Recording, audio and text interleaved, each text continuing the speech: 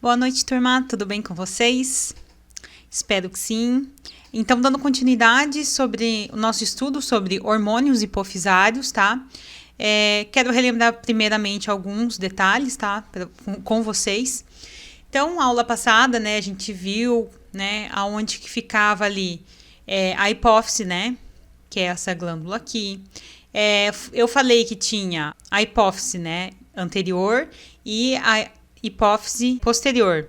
Também a hipófise anterior e posterior podem ser chamadas de outros nomes, tá? E eu vou tá trazendo isso para vocês porque também são bem comuns, tá? Serem chamadas de adenohipófise, no caso da hipófise anterior, e neurohipófise, se for, né, ali a hipófise posterior.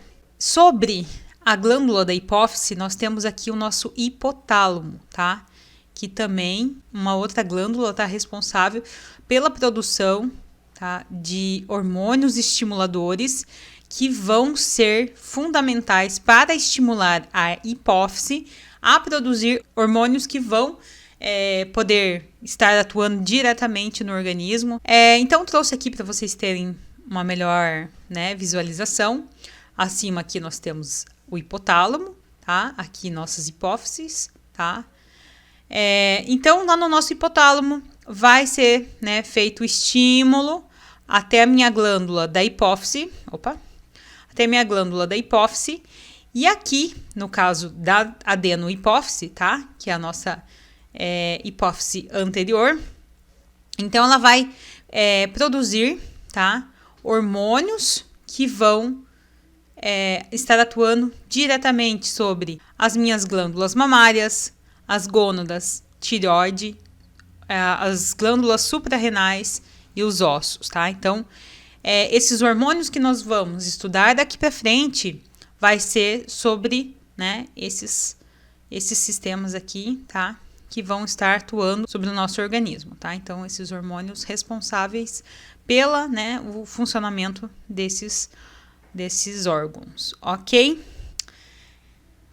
Então, vamos iniciar com o hormônio tireotrófico. Esse hormônio é um hormônio que a gente deu uma pincelada nele lá na nossa tireoide, que a gente viu antes dessa matéria ali, né, sobre os hormônios hipofisários, que a gente estava vendo ali sobre os hormônios tiroidianos. A gente deu uma pinceladinha no nosso hormônio tireotrófico, tá? Que é mais popularmente conhecido como TSH. Mas, tá? A gente vai estar estudando ele a fundo hoje. Então, a sua produção vai ser feita, né, nos tireotrófos da adenohipófise. Então, a sua produção vai ser feita aqui, na adenohipófise. E esse hormônio só vai ser produzido ali quando ele recebe, então, uma estimulação do nosso hipotálamo. Então, como eu tinha falado, né, o hipotálamo, ele vai liberar hormônios, chamados de hormônios liberadores, que vai estimular a produção desse hormônio, tá? No caso que nós estamos estudando aqui, né, o hormônio tireotrófico, que vai atuar diretamente em quem? Na nossa tireoide. Então, como nós já tínhamos visto, né, o TSH é totalmente responsável pelo aumento, tá, da concentração de tiroxina e a triodotiranina, tá? Ele vai ser responsável, então, por esse controle desses hormônios, que são hormônios produzidos pela glândula tireoidiana. A sua vida, tá, de circulação no nosso organismo é de 30 a 50 minutos. Então, como a gente já tinha dito, né, ele vai ser responsável, então, por determinar a produção e a liberação dos hormônios tiroidianos, o T3 e o T4, tá? Porém, além disso, ele também tem uma influência sobre o metabolismo e da síntese do nosso RNA mensageiro, tá? Então, o TSH também vai ter uma outra função, tá? Que é a captação do iodo. Então, todo esse iodo que a gente se alimenta hoje em dia é obrigatório ter uma quantidade de iodo, tá? Na presença do nosso sal de cozinha, para que a gente possa estar ingerindo, então, o iodo, que é tão essencial, tá? Para o nosso organismo. E o TSH, que é o hormônio, né? Produzido pela hipófise, vai ter essa função também de captação do iodo, para a produção, então, dos nossos tiroxina e triiodotironina. Outro fator também que pode estar interferindo na secreção desse TSH são os fatores externos, ok? Nós vamos ter como fatores externos a queda de temperatura corporal. Então, por exemplo, o indivíduo teve uma queda de temperatura, ele estava, né, no frio, alguma coisa fez com que ele tivesse uma queda de temperatura. A hipófise vai identificar essa queda de temperatura, né? Porque ela está próxima a uma glândula que vai fazer essa percepção. No momento que a hipófise percebe, então, essa queda de temperatura, ela vai produzir um hormônio chamado TRH, que vai ser responsável, então, pelo estímulo da produção na hipófise, então, do TSH. Então, o hipotálamo vai produzir o TRH, vai, então, estimular a hipófise a produzir o TSH para a regulação hormonal.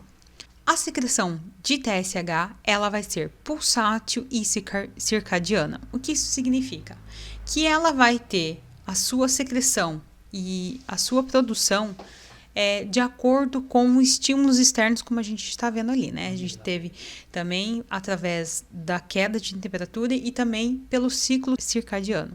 Então, por exemplo, o indivíduo, né? Ele vai dormir muito tarde, vai dormir atrasado e esse pico de TSH, ele vai se tornar anormal, tá? Então, ele vai vir numa quantidade maior e mais prolongado, sendo que não deveria ser assim, né? Então, o indivíduo que dorme mais cedo, ele vai ter a sua produção normalizada. Então, quando o indivíduo também dorme muito cedo, então ele acaba também desregulando todo esse ciclo circadiano e o TSH também vai numa produção anormal, tá? Então, por isso que o recomendado para o horário do sono não pode se estender muito, tá? De 7 a 8 horas. É lógico que crianças e adolescentes que estão em fase de crescimento, elas precisam de um período maior de sono, mas, tá? Que é ali de 9 até no máximo 10 horas, mas, né, em adultos normais, o horário de sono deve ser de 7 a 8 horas de sono. Lembrando que isso não significa que se eu vou dormir lá então 2 horas da manhã, vou contabilizar mais 8 horas e vou acordar naquele horário. Não. Como eu disse, né, o nosso organismo tem uma percepção do meio externo, que é o ciclo circadiano, e ele vai então detectar esse momento que vai ter que ser produzido. Então, lembra que a gente tinha comentado sobre o nosso produção do cortisol, e a gente vai estudar ele um pouquinho mais agora, como ele vai ser produzido pela hipófise, né, a secreção do estímulo para ele. Mas lembra que eu tinha comentado com vocês que no período noturno, né, ele é produzido uma quantidade maior? Então, também vai ser o caso com o nosso TSH. Ele vai ser produzido no momento inicial do nosso sono e por isso que a gente deve dormir ali pelas 9, tá? 9h30, no máximo 10 horas. Não anteceder muito a isso e também não extrapolar muito esse horário, porque é o horário perfeito ali, tá? Para o nosso corpo descansar e ter seus hormônios, seus picos de TSH equilibrados. A quantidade, né, desse hormônio presente no nosso organismo deve ser numa taxa de 0,5 a 5 miliunidades por litro, tá? Não deve exceder isso.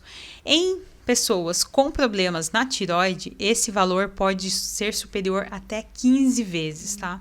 Então, a pessoa vai identificar que tem algum problema na tireoide só pelo fato de realizar um exame de TSH e verificar lá que esse valor está muito acima. Então, ele pode estar até 15 vezes mais em indivíduos com problemas de tireoide.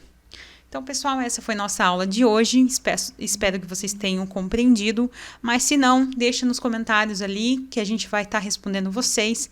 Também anota no caderninho ali que a gente vai estar agora na nossa segunda aula online. Então, tirando as dúvidas de vocês. Anotem para que vocês não possam esquecer. Avisem os amigos de vocês que não estão entrando aqui na plataforma, que estão com dificuldade de assistir os vídeos. E nós estamos tendo os nossas videoaulas no YouTube, então, por favor, avisem eles lá para que todo mundo possa ter acesso às nossas aulas, não ficar sem conteúdo, ok? Também não esqueçam de fazer as atividades, entregar no dia. Acho que hoje tem atividade para ser entregue. É bem importante porque essas atividades vão ser avaliativas para vocês, vão ser valor, né, de nota. Então, não esqueçam, não deixem para depois a entrega das atividades, ok, pessoal? Até a nossa aula online. Continuo aqui com vocês nesse momento nos comentários. Aguardo vocês até lá. Tchau, tchau.